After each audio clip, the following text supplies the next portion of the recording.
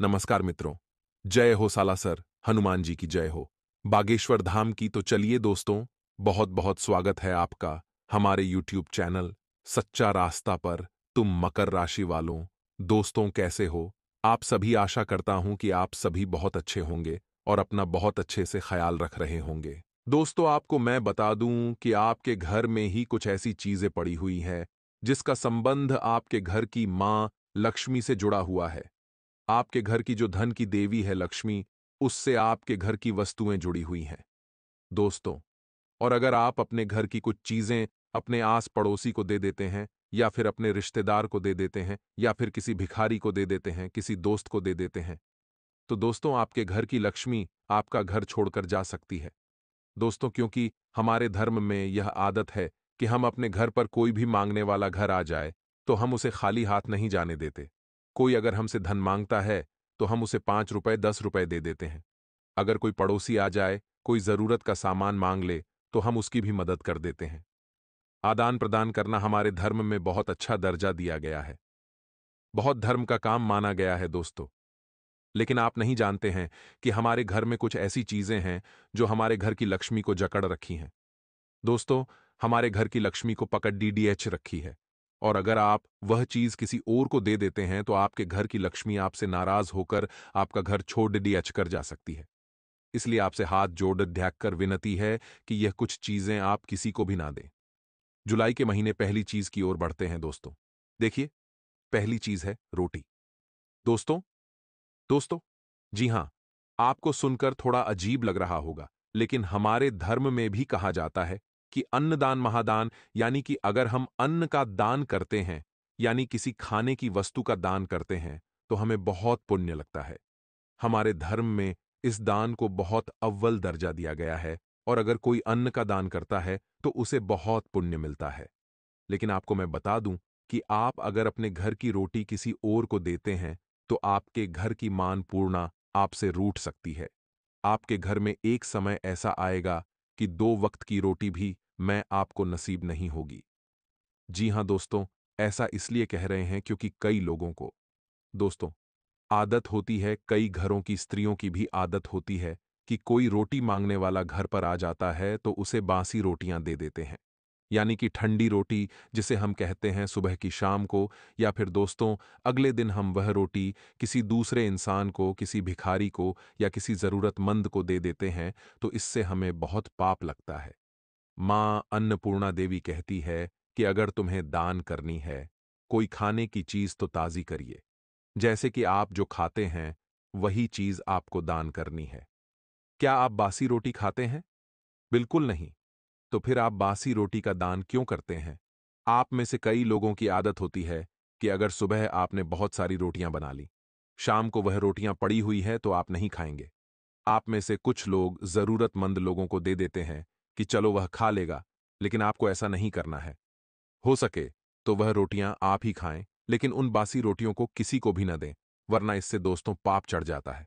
Sir पर अन्नपूर्णा देवी का पाप चढ़ जाता है। दोस्तों, आपके घर की मां अन्नपूर्णा देवी नाराज होने लगती है।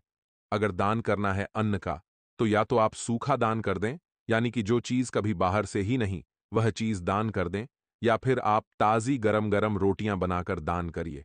कोई मनाही नहीं है। लेकिन अगर आप बासी रोटियां दान करते हैं तो इससे आपको बहुत पाप लगेगा।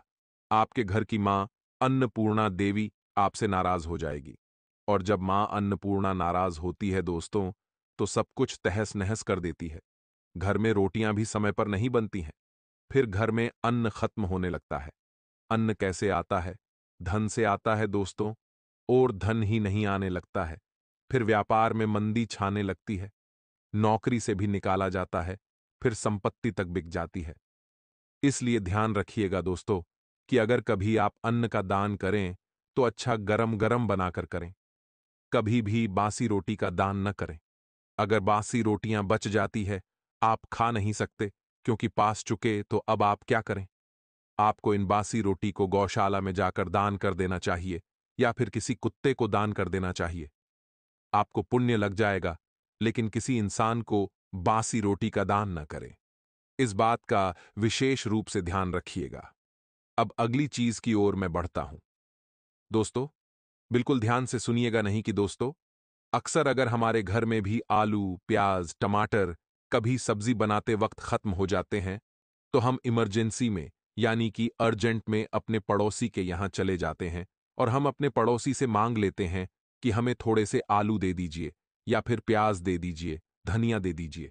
जो भी चीज की जरूरत लगती है, हम उनसे मांगने चले जाते हैं और वह भी हमारी मदद कर देते हैं। ठीक वैसे ही अगर वह हमारे घर पर आते हैं, कोई सब्जी मांगने या कोई वस्तु मांगने, तो हम उनको भी ना नहीं करते हैं। हम उनकी भी हर संभव मदद करते हैं। दोस्तों, ऐसा आदान प्रदान का मौका चला आता है दोस्तों। लेकिन मैं आपको बता दूं कि आपके घर में ही कुछ ऐसी चीजें हैं, रसोई घर में भी कुछ ऐसी चीजें हैं जो हमें किसी भी पड़ोसी को नहीं देना चाहिए। कुछ सब्जियां ऐसी होती हैं जिसका मना ही होता है हमारे धर्म में आदान प्रदान करना। मान लीजिए आपके घर में आलू पड़ा है और आपका पड़ोसी आता है और आपसे आलू मांगता है तो आप उसे आलू दे देते हैं। लेकिन क्या आपको पता है कि हमारे धर्म में आलू किसी को देना चाहिए या नहीं? किसी को प्याज देना चाहिए या नहीं? क्या देना चाहिए, क्या नहीं देना चाहिए? क्या आपको पता है? जी बिल्कुल नहीं। आज मैं उसी के बारे में चर्चा कर लेता हूं। देखिए, यह जुलाई का महीना है। देखिए, सावन महीने के ठीक पहले का समय है, यानी कि आषाढ़ महीना जाता जाता दोस्तों हमें खुशियां देकर जाता है। इस जुलाई के महीने में बारिश का मौसम चल रहा होता है, धरती पर सुहाना मौसम हो रहा होता है। दोस्तों, ऐसे में भोलेनाथ बाबा की कृपा भी हमारे ऊपर बरस रही होती है। और आपको इस बात का विशेष रूप से ध्यान रखना है कि जुलाई के माह में आप प्याज का साथ ही लहसुन का दान न करें, क्योंकि यह तामसिक चीजें होती हैं दोस्तों। और इसी जुलाई के माह में भगवान शिव जी का समय चल रहा होता है। यहां तो खुद को भी लहसुन प्याज नहीं खाना चाहिए, लेकिन आप खा रहे हो कोई बात नहीं। लेकिन अगर आप किसी और को दे रहे हो, लहसुन हो गया, प्याज हो गया, तो दोस्तों उनका पाप आप पर चढ़ेगा। दोस्तों, इसलिए आपको भूलकर भी किसी को लहसुन प्याज नहीं देना है, क्योंकि यह तामसिक पदार्थों में आता है। और जब आपका पड़ोसी आपके द्वारा दिया गया लहसुन प्याज खाएगा, तो आपको बहुत घोर पाप लगेगा दोस्तों। और यह पाप 7 पीढ़ियों तक चलता रहता है दोस्तों। इसलिए इस जुलाई के माह में भूल कर भी अपने घर का लहसुन प्याज किसी को नहीं देना चाहिए। आपको आयशा मेरी बात समझ आ गई होगी। अगर आपका पड़ोसी आता है, कहता है कि मुझे प्याज दे दीजिए, मुझे लहसुन दे दीजिए, तो हाजी रोड कर माफी मांग लेना या फिर कोई बहाना बना लेना कि मेरे घर पर नहीं है या फिर नहीं दे सकते। लेकिन देना भूल कर भी मत, वरना बहुत बड़ा पाप आपको लग सकता है दोस्तों। आशा है मेरी बात आपको समझ आ गई होगी। अगर आप चाहते हैं कि इस महीने कोई परेशानी, कोई दिक्कत ना आए, तो आलू, प्याज, लहसुन इनका आदान प्रदान मत करिएगा। न ही आपको जाना है लेने, और न कोई आए आपके पास लेने तो उसे भी नहीं देना है दोस्तों। आशा है मेरी बात समझ आ गई होगी। अब अगली चीज की ओर बढ़ते हैं।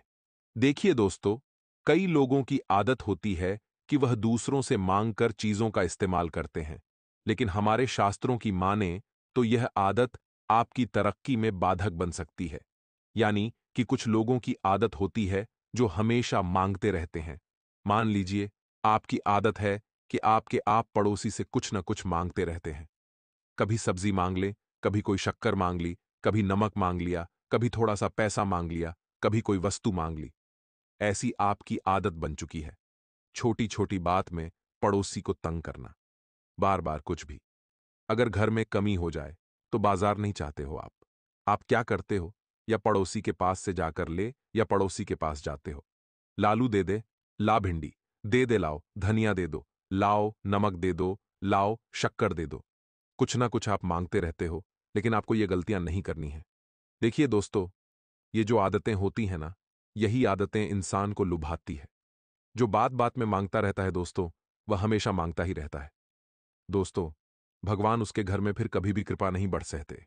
माता लक्ष्मी भी उसके घर में कभी भी नहीं आती है, क्योंकि साक्षात नारायण भगवान कहते हैं, जो व्यक्ति बार बार कुछ न कुछ मांगता रहता है। देखिए, भगवान ने तो यह भी कहा है कि आपको अगर कुछ मांगना है तो मुझसे मांगे, मैं कभी भी तुमको ना नहीं कहूंगा। लेकिन अगर आप किसी इंसान से बार बार मांगते रहते हैं, तो फिर भगवान बुरा मान जाते हैं। भगवान कहते हैं कि मैं हूं मांगने के लिए, तो आप किसी और से क्यों मांग रहे हो? किसी के आगे क्यों हाथ फैला रहे हो? और भगवान जब देखते हैं कि इसकी तो आदत है हाथ फैलाने की, तो फिर भगवान भी देना बंद कर देते हैं। भगवान भी उसकी झोली हमेशा खाली ही रखते हैं। भगवान उसका धन दौलत सब रोक देते हैं। उसकी तरक्की भी रोक देते हैं। भगवान कहते हैं कि इसको मांगना ही अच्छा लगता है, तो तू फिर जिंदगी भर मांग। आपने देखा होगा कि कुछ लोग बार बार पैसे मांगते रहते हैं। इधर उधर से किसी से 1,000, किसी से 20,000, किसी से लाख लाख रुपए भी मांगते रहते हैं। तो दोस्तों, आदत होती है किसी की, फिर भगवान उसकी जिंदगी पर इतना क्रोध करते हैं कि फिर वह इंसान मांगता ही रह जाता है। धीरे धीरे पहले 100 मांगेगा, फिर 1,000 मांगेगा, फिर लाख लाख मांगने लगेगा। और उसके जीवन की जो लक्ष्मी है तो उससे रूठ जाती है। फिर उसके घर के कुबेर देव भी उससे रूठ जाते हैं। उसके घर के कुल देवी देवता भी उससे रूठ जाते हैं। इसलिए मांगने की जो प्रवृत्ति है इंसान की, वह बंद कर देनी चाहिए। क्योंकि भगवान खुद कहते हैं, साक्षात नारायण भी यही बात कहते हैं कि अगर तुझे कुछ मांगना है तो तू मुझसे मांग। तू क्यों इन इंसानों के आगे हाथ फैलाता है? और जब भगवान देखते हैं कि आप बार बार इंसानों के आगे हाथ फैलाते रहते हैं, तो फिर भगवान को लगता है कि ये तो हाथ फैलाने के लिए पैदा हुआ है, तो इसे हाथ ही फैलाने दीजिए। इसलिए ध्यान रखना, कभी किसी के आगे हाथ फैलाना, कभी किसी को परेशान मत करना कि यह दे दो, वह दे दो। देखिए, आपके घर में अगर प्याज नहीं है, तो बिना प्याज का खाना खा लो। अगर आपके घर में शक्कर नहीं है, तो बिना शक्कर की चाय पी लो। लेकिन किसी के घर मांगने मत जाना, किसी पड़ोसी के हाथ फैलाने मत चले जाना। क्योंकि जो चीजें हैं दोस्तों, डुबा देती है इंसान को। क्योंकि जब आप किसी के घर जाते हो और उसके घर की खाने की चीज हो या पहनने की चीज हो, जब आप अपने घर में लेकर आते हो, तो दोस्तों उसके घर की जो सकारात्मक और नकारात्मक ऊर्जा है, वह आप अपने घर में ला रहे हो। और आपके घर की ऊर्जा जब उस घर की ऊर्जा से टकराती है, तो दोनों में विवाद हो जाते हैं दोस्तों। और फिर आपके घर के देवी देवता रूठ जाते हैं। आपके घर के देवी देवता आपसे बहुत क्रोधित होते हैं और उसके बाद शुरू होता है असली खेल। आपके घर में फिर बड़ी बड़ी परेशानी आती रहती है। घर में झगड़े होने लगते हैं, बच्चे शरारती होने लगते हैं, घर के लोग नशे के आदी हो जाते हैं। कभी कभी बात इतनी बिगड़ जाती है कि घर में एक्सीडेंट तक होने लगते हैं। किसी को गंभीर जानलेवा बीमारी लग जाती है। इसलिए आप कभी भी किसी के आगे हाथ न फैलाएं।